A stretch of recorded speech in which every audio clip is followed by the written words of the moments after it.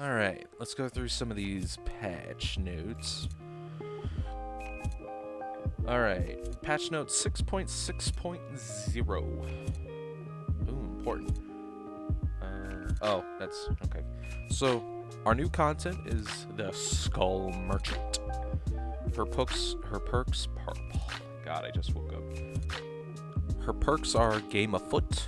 While you are chasing the obsession, this perk activates damaging generators and destroying breakable walls and pallets. Gives you a 5% haste status for 8, 9 to 10 seconds. Whenever you hit the survivor with the most time in chase with a basic attack, they become the obsession. The killer can only be obsessed with one survivor at a time. Huh. So that one's interesting. Not just for the fact alone that you get a haste status effect for just breaking walls and pallets. That's actually kind of nutty. I'm not even gonna lie, that's actually kind of nuts. And the fact that it lasts so long too. That's an instant loop breaker too. Like you already have killers who have like fast run speeds as it is. But that alone is going to make it impossible to avoid loops. Good killers are going to use this perk. They're going to abuse it, bro. They're going to abuse this perk. But let alone, like, this perk will automatically be a good pairing for Save the Best for Last, too. Because, like, in a chase, that obsession changes to that survivor you're changing. So, yeah, I can already see killers using Game Afoot for a lot of other perk setups. That's actually really cool. So next up we have Thwack. Probably the best name for a perk we've had for a while.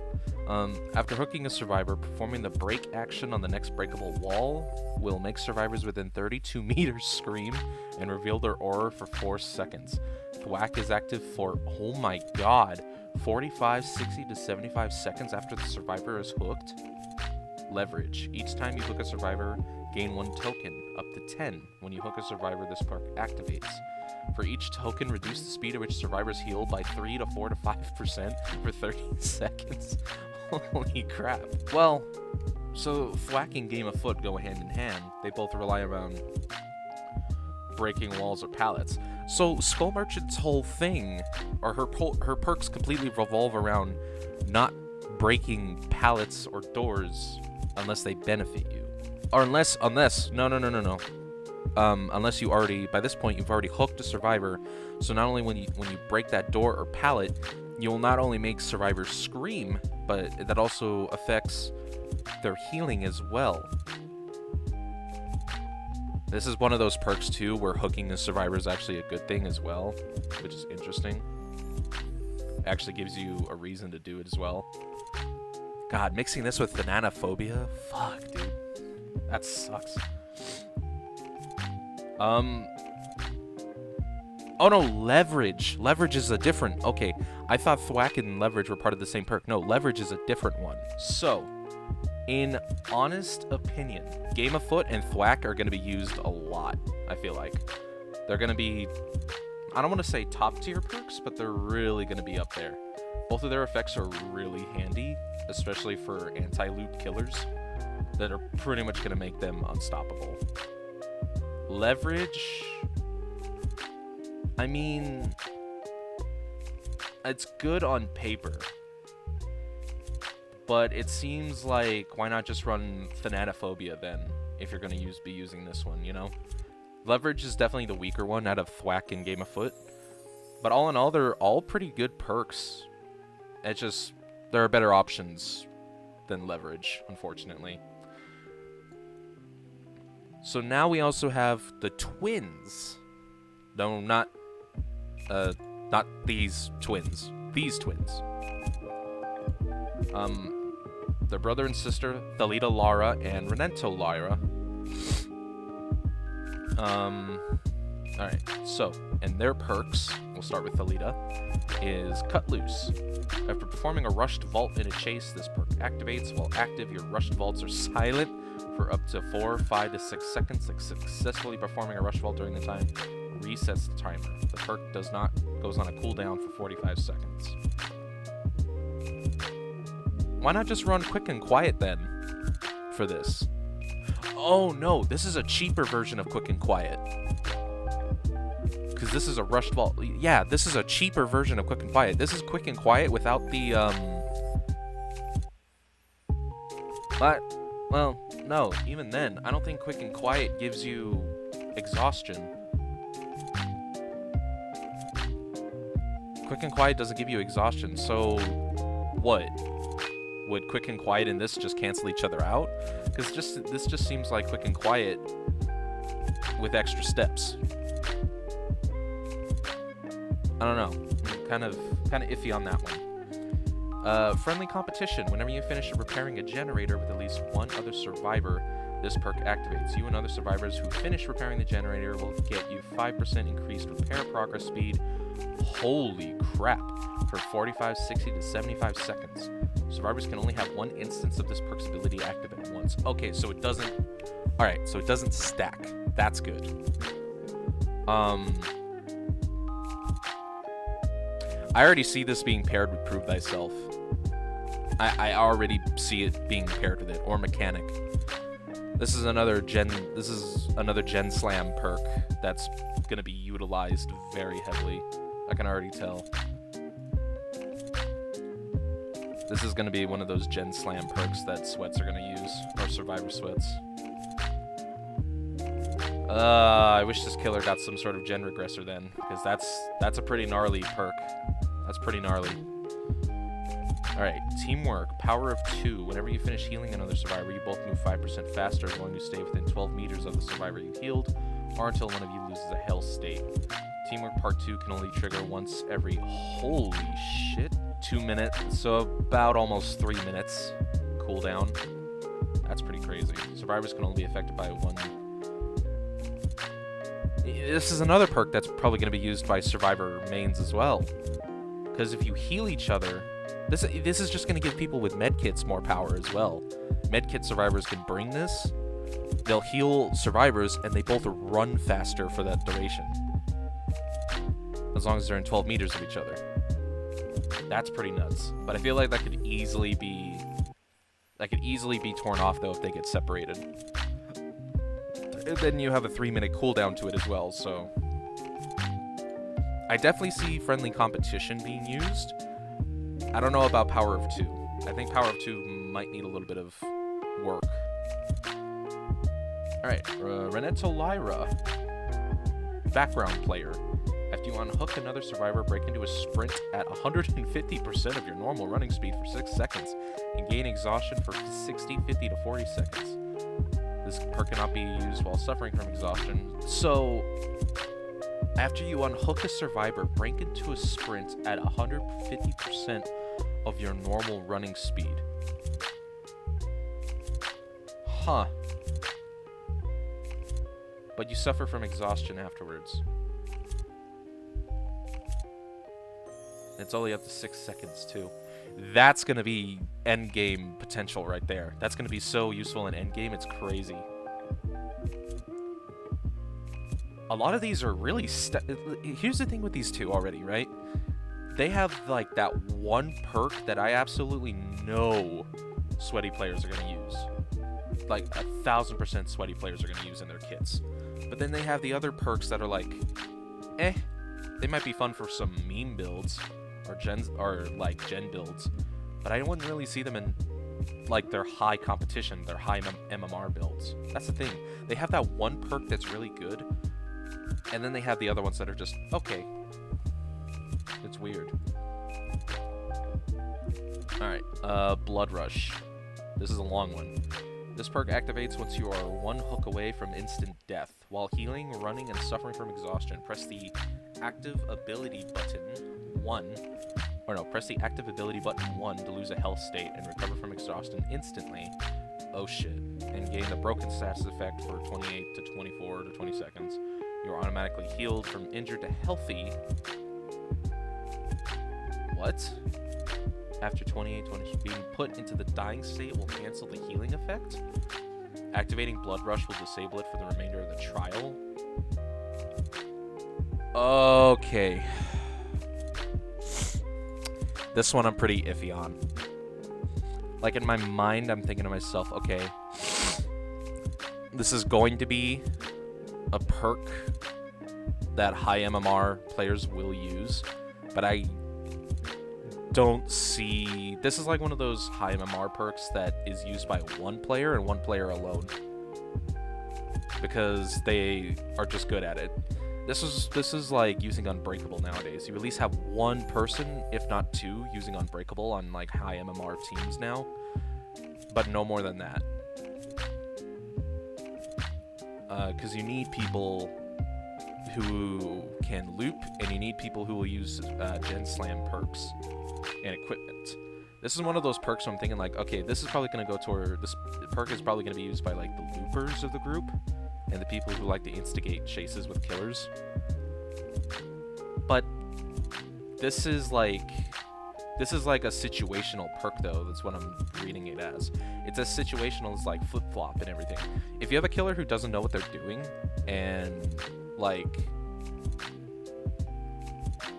Heck, if you have a killer who doesn't know what they're doing, maybe this will work on them. But if you're going against a high-skill killer who regularly is able to hook very fast, I don't see this being useful. Especially if like you get to 2 hook in like early game. You basically just wasted that perk very early game. So I don't know. That's one of those iffy ones. That's what I'm talking about. It's one of those iffy ones. Alright, teamwork, collective stealth. Whenever another survivor finishes healing you, you both leave no scratch marks as long as you stay within 12 meters of each other. Okay, so this is like his twin before, where she was like, heal another survivor, you both run super fast for 12 meters. And his is you leave no scratch marks so long as you stay within 12 meters of who healed you. And adds another 2-minute cooldown as well. Okay, I'll definitely see like duo queues definitely using this, because that's actually super useful. Duo queuing with somebody and having these two on disposal, that's actually pretty nuts.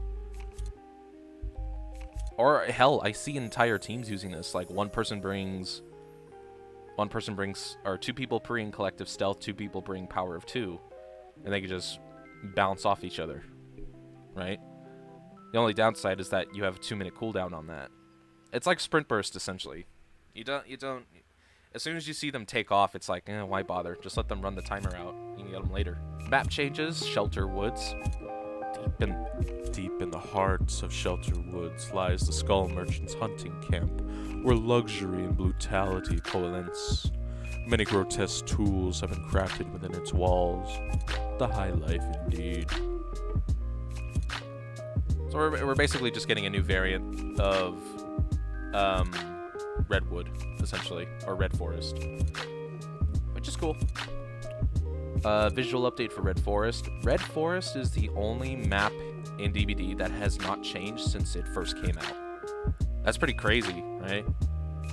But now they're actually deciding to change it and make it a little bit more updated.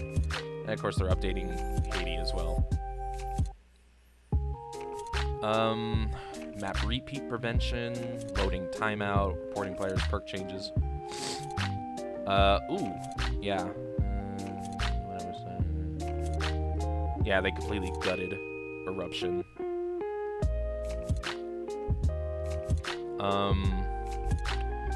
Here's what's really interesting to me though, was the bots in custom games. Now, I've been using custom games a lot more because I've been testing killers and whatnot and testing perk setups. You can read this if you want, by the way. I'm just going to run through this real quickly. This basically goes into details saying bots, you can customize the difficulty of bots, and bots will now play a lot more smart against whatever killer you picked. As well as make smarter decisions for each other in-game as well. They're trying to mimic real players as close as possible. And it really shows in these notes, it does. They're trying to mimic real players as close as possible. And I think they're going to do a good job of this, just looking over what's here. you know, just glazing my eyes over it. Here's the thing that's going to happen with this, though. If we can customize bot loadouts and everything, that means killers are going to get a lot more difficult, and killer mains are going to be a lot more relentless. Because here's the thing. You have killer mains who are going to set up every team they have with dead hard, off the record, flip-flop, boil over. The killer mains are probably going to practice against these perks to know when they go against them and what to do with them. We all know what happened with Fortnite, right? When they introduced Playground. Playground was supposed to be like a fun mode and everything, where people played like silly little mini games and everything. No, people used it to practice. And practice they did, and ended up turning Fortnite into a sweat fest. What I'm worried with this is that baby killers are no longer going to be a thing.